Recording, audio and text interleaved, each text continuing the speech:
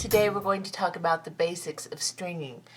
Now this is just your basic getting a piece of beading wire and stringing some beads together to make a pretty little set like this. This is a bracelet, and I just added a couple of dangles on here with some wire, and I will also show you how to do that in a future video. But this one today, we're going to learn how to arrange our beads nicely and put our clasps on with crimp beads. So I will show you how to use a little crimp bead to clasp your pieces. It's one of the questions that I was asked to address because a lot of people do not know how to crimp their ends.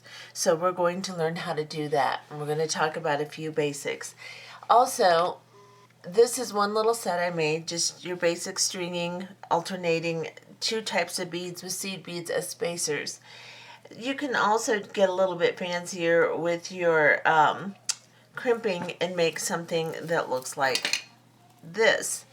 This necklace, let me turn it and get it here so you can see it. This necklace, I looped through. I found the center of my wire, looped through, and did a little crimp after putting some seed beads on, and then strung my beads. So that's just a little bit fancier use of a crimp bead, and I will show you how to do that also. But that way you can get a little bit more variety in your stringing. This one, of course, is different from this one. This is just beads lying on the wire together, and this one is more in a V shape on your neck. It has a dangle, which is quite pretty shape to do. And then of course you can do things like double strands. These are gemstones, bigger, heavier necklace, and 2 strands. And then you can also do things like adding a pendant in the middle and using different shapes and sizes of your beads together. It's another stringing. So as you can see, stringing does not have to be boring, just beads on a string. It does not have to be, you can change it out. This is another gemstone necklace that I made with just some metal beads and some tiger's eye gemstones. And then I used a large clasp on the end. Again, it's just crimped and strung. It's just that I laid out a little pattern of beads for myself on this one. This one, I put the clasp in front. So these little dangles hang down in front, and so does the clasp because the clasp is big and pretty. So I used it as a focal instead of a pendant. I used my clasping in the front. So you can do different things with stringing and make them interesting and get creative with them. You don't just have to put them on and string them. You can do all kinds of really pretty different arrangements with them. So that's what we're going to discuss today. First, we're going to look at some beading wires, some crimp beads, some tools, and then I will show you how to use the crimp bead. And we'll be back in just a moment. So let's start talking about beading wires, types, sizes, and crimp beads that can go with them. So I, in particular, like 2 brands when I am stringing, simply because I found them to work the best. I like Beadalon brand, and I like Softflex for beading wire. Softflex beading wire is resistant to breaking. It bends, it's flexible, it works really, really, really nice when you're stringing gemstones or anything that you want to put on here, crystals. It resists, like I said, breaking. It moves with the piece so that you have fluidity. Instead of if a little tension is on one of your beads, the wire breaks or the bead breaks. One of the two, but usually it's the wire. So when you're going to make a piece, especially if you've invested in a nice strand of gemstones, and then you put it on some cheap beading wire and it breaks and you lose your gemstones, you're not a very happy camper. So it's nice to invest in a little bit better beading wire. Softflex is the best that I have found, and this is my opinion, but I do believe that Softflex is the best. And it does come in different sizes. I prefer the medium if I'm going to buy some, because the medium will work pretty much with all of my beads. If I have something very small, then I'll go with the finer diameter. The medium diameter is 0.019 inches. And this is 30 feet of wire here. It's about $15 for 30 feet of wire, and I usually buy a bigger one, much bigger than this. I can't remember exactly how many feet of wire are on it, but it's usually right around $40. So it's a little bit of an investment, but you can make lots of pieces out of it and get your money back when you sell them. So it is worth the investment to get soft flex. And like I said, I always go for the medium gauge because that way it works really well with most of my beads. Beadalon also has one that's pretty darn good. This is just bead stringing wire from Beadalon, and it's really close to the same thing that soft flex is, and it's maybe a little bit cheaper. So that would be my second choice. If I couldn't find soft flex or I ran out, then I go with this brand here. And this is 0.024 inches in diameter, I believe. This is 10 feet. So it's really, and it's 0.61 millimeters in diameter.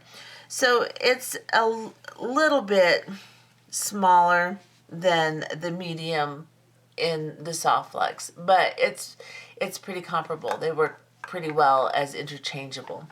So you'll want to go with something kind of medium size in either brand. Now, tiger's tail is the third sample I have out here. This is just, tiger's tail is really affordable, and I bought a bunch of these little spools online one day. It was like $10 for 10 of them, and it was so reasonably cheap that I bought the whole thing. I think it was eBay or something. And I've used it a lot. I really have. Tiger's tail is nice when you're going to string, like, let's say you're going to string a bracelet, your core beads onto a bracelet, and then you're going to fringe through. So you're going to tie a thread on and fringe back through. Tiger's tail is nice for that because this is very thin and I could get my needle back through. Whereas if I were to string it with my soft flex and then try to thread back through it, soft flex has a tendency to fill the whole of the beads pretty full. So it's kind of hard, especially medium. Of course, I could have got a smaller diameter, but I usually only keep medium on hand. So I'll go for my tiger's tail. Tiger's tail is flexible and nice, but it's not quite as flexible and it will kink. Whereas soft flex wire, I can bend it, I can do all kinds of, and it's not going to kink. See, this one, if I do that, it stays like that. It's kinked. So that is the difference between the soft flex and the tiger's tail. This one is a 0.45, I believe, in diameter, which I don't know if that's millimeters or inches. It's hard to say. This is so generically packaged that it's hard for me to tell you. But that's what I'll use this for. And I keep it on hand. I have a ton of spools. I've had them for several years since I made that one order. And I still have most of what I ordered. And so I always have something. I know if I want to string something, some little seed beads and make a multiple strand of seed beads, I go for my tiger's tail. And then we're going to discuss different crimp beads. Now, crimp beads, again, I like Beadalon because when I go to use them, they don't just crush into oblivion. I have bought some cheaper crimp beads, and they just crush. They don't actually form little tubes around each wire and then crimp together the way they properly should. They just fall apart. Now, you will see I have a variety of colors and I have a variety of sizes of crimp beads. Now, normally I just now will invest in size 2. Size 2 goes really well with the medium size beading wire. So I always get a bunch of size 2 in different colors. However, you can get different shapes. These are round, and this is a size 1. So if I could use that with my tiger's tail if I was going to do something that's like a floating necklace where you're going to crimp off each bead and have the beads kind of floating through the necklace. These little round number 1s are really nice to have. You can also get them in a regular shape. Let's see if I have. This is a 2. but you can get them in size 1, 2, 3, and 4. 4 being very large, which you would use with a really large gauge of beading wire, or if you're doing multiple strands and running it through the crimp bead, then you're going to want a size 4. These will also come in a package of 1, 2, 3, and 4. Now, if you want to experiment and you're doing all different types of stringing with all different sizes of wire and you're doing different strands, then get a package of 1 through 4. Otherwise, just get yourself some size 2 crimp beads. That would be a really good place to start. And like I said, Beadalon I prefer. There are all kinds of different crimp beads, generic brands, all different kinds. And you can try them and see what you like. I have found through my beading experience that this is the one that works for me. So that's what I use. There again, it's a personal preference. Don't let anyone ever tell you what you should and shouldn't use and just can't use. That's not the way beading works. It's an art form. Use what works for you. Now, you'll also want to have a bead board. My camera won't zoom out enough. And you can see I have used the heck out of this bead board. It's got the copy on it. It's got all different colors of stuff that I've used, glue, whatever. It's a mess. But having a nice big bead board like this is really nice. I have a smaller one that goes to about here also, which I started with. But then I wanted to make longer opera-style necklaces and stuff like that. So like this one. This is a nice long necklace. If I wanted to make it even longer, I could have gone all the way up to these measurements here. But this is the way you will measure your stringing. This is also the way you will lay out your beads. You can find the center point on your bead, like on your bead board. Let's say this one. I wanted to put a pendant on my piece. So what I would do is I would measure to my center point, or count my beads, either way. And right at the 0, I would know that's when I want to string on my pendant. So I string to this point, put on my pendant, and then string to this point. And I can also judge and see exactly how long I want this to be. This is right around a 20-inch necklace because I've got 10 inches on this side and 10 inches on this side. And it's not quite 20 inches. It's about 18 and a half. So that's how you would measure for your length. It's also how you arrange your beads on the board. And you can find these bead boards, you can find them at Walmart, you can find them in any beading supply store. You can find them on eBay, Amazon, all over the place. And you'll want to get yourself a bead board. It's a very, very basic part of stringing. And we're going to talk about crimp pliers. Generally, they come in 3 different sizes. You're going to want you don't have to have all 3, but if you're going to use different sizes of crimp beads, like I discussed earlier, then like if you're going to use a size 4 crimp bead, you'll want the Mighty Crimper. It's bigger. The tip of it is bigger so that you can get bigger crimp beads in it. And then this one here is a micro crimper. And it's really tiny for like the size 1s. You can see how you can barely see the shapes of the crimp grooves in here compared to this one. And the one that you will have to have, those are optional. That's depending upon whether you're going to use different sizes of crimp beads. I later bought these. I started with just the regular size, and as you can see, it's not marked. It's just a regular crimp plier. This is what I use with my size 2s, which is what I use most of the time. And you can see it's got a groove back here and a little groove up here. And this is the size that you'll want to invest in, just a regular crimp plier. If it doesn't say micro or mighty, then it's the regular size. There is also one that I invested in later that makes little round shapes of your crimp beads, and that's this one, and I don't remember exactly what it's called, but it makes little round shapes out of your crimp beads, and I'll show you an example of that too. And this was an accessory. You don't necessarily have to have it, but I thought it was really cool at the time, and I bought a pair.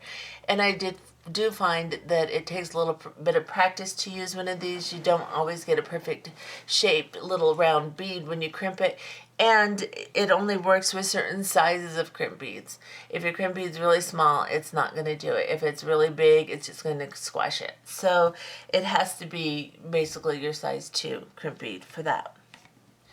And then you'll want to invest in having a pair of chain nose, flat nose, and wire cutters.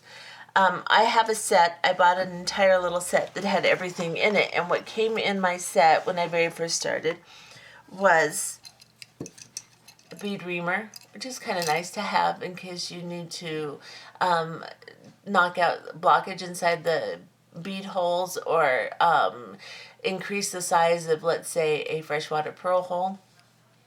A pair of wire cutters, a pair of flat nose pliers, a pair of chain nose pliers, and a little pair of tweezers.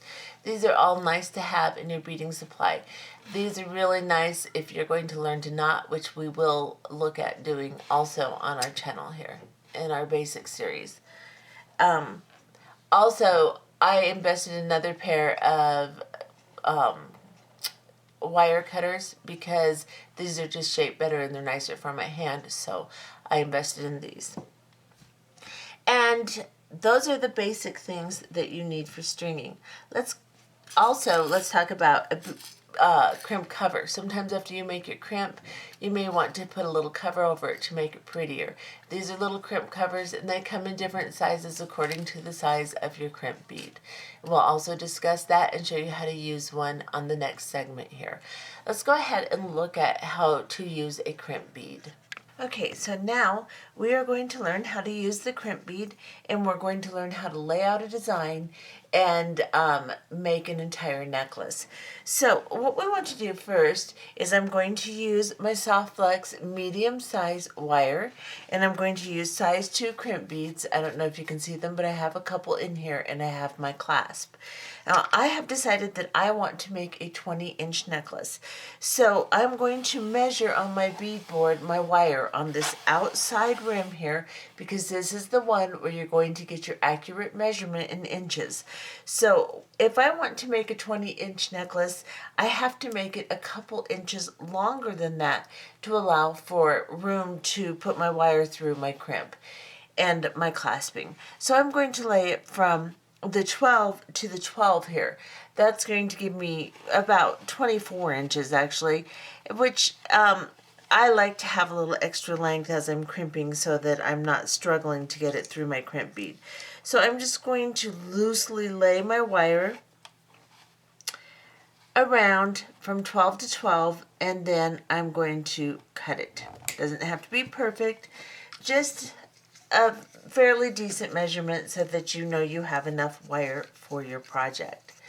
And then I'm going to move my bead board out of the way so that you can see well. And I'm going to grab one of my crimp beads and one end of my clasp here. And I'm going to move this closer so you can see what I'm doing.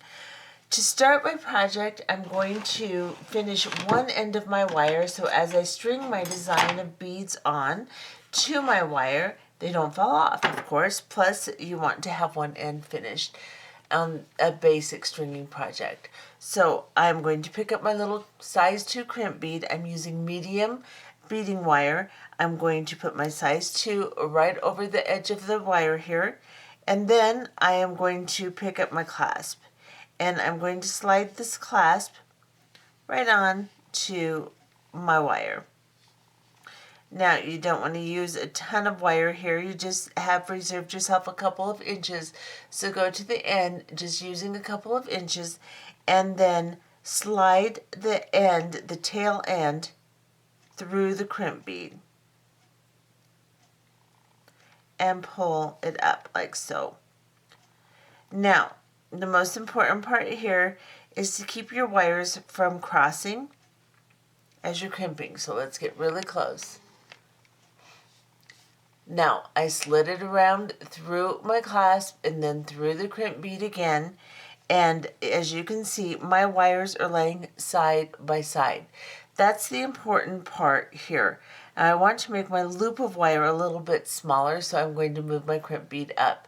You want to have a big enough loop so that your clasp has some movement, and when you're clasping it on and off, you can move it around a little bit. Plus, you can't get your crimp bead in there or your crimp pliers in there if you're really going to slide it way tight up there. So, I'm going to use my regular size of crimp pliers. And I am going to hold these wires kind of apart a little bit. That keeps them parallel next to each other instead of crossing. If they cross over each other, then you're not going to get a proper crimp. The proper crimp is to have each side of the wire in its own little tube after you crimp it. Now I'm going to go into the second divot of the crimp pliers. So this is the second divot. You can see there's a little crinkly side here, and then there's just a round divot side here. That is where we want to start. I'm going to place my crimp bead right center in that second divot on my crimp pliers, and then I'm just going to squeeze. And now you can see that I have my wires encased in two little tubes. So this one's encased in a tube, and this one's encased in a tube. Now I'm going to turn it to the side, and I'm going to go to my first divot here, and I'm going to squish those two tubes together. So I'm just going to squeeze, and now you can see that the two little tubes are laying right next to each other. I'm going to give it one more squeeze just to make sure that it's nice and tight. At the tip of my pliers here, you can see it's flat. I'm going to go here and just squish them together again, just to make sure that it's nice and tight. And then I'll give it a tug to make sure it crimped and it's not moving around at all. And it did, it crimped nicely. Now I will put this aside for a second, and I will grab my bead board back out, and I'm going to lay out a design on my bead board from the 10 to the 10 because I want to make a 20-inch necklace. I will make sure the middle of it is centered here, and I will be back and I will show you my design. We will string the project, and then we will crimp the other side of the wire. Okay, so as you can see, I have made my design now. And the first thing you're going to notice is I went a little bit over the 10, and I might even go a couple more over the 10. I will count each side and make sure they're the same. The reason I've done that, as far as my measurement is concerned, is the beads that I have used fall to the side, and so when they're standing up on my wire side by side, they're going to take up less room than they are on my bead board because it's very difficult to get rondelles and these little 4mm rounds to stand up perfectly and space my beads out perfectly. It's just like here I've got a little bit more space between my beads than I will once they get on the wire. So I may have to add a couple more on the ends here, and I will do that. I'll just add a couple until I get maybe to the 11 on each side, and that way I'll make sure that I get the length that I want to accommodate for the fact that these beads have fallen on their side and are not and are taking up more room than they will on the wire. So anyway, I have laid out my design. I've used some aquamarine gemstone hearts, and I've used some howlite. I've used some crystal and some silver round 4mm round beads. So I'm going to go ahead and start stringing these. You're going to want to start to string from the outside, of course, over. So you just pick one of the sides, and I'll start here, and I'll just start stringing these on and keep stringing until I get all the way over to here.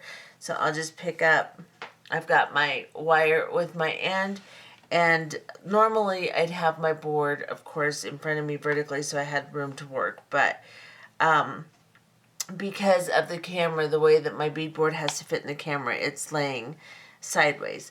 So what I'll do is I'll just start picking these up, and when I pick up my first ones, I will make sure that they slide over this extra piece of wire here. Let's get close so you can see what I'm doing. So I have this little extra piece here. I'm going to slide my beads over the top of that too, so that that will hide that extra piece, but I can retain that extra piece and retain the strength that that extra piece gives. Because if you cut real close to your crimp bead, as you wear this and as the soft flex stretches a little bit, as soft flex does do to a point, you will not have your wire come through your crimp bead and break. So I will just leave that extra piece and I will continue beading until I have gone all the way to the other side, just stringing these on. When I have strung all these on, I will return and show you how to clasp the other end with your crimp bead.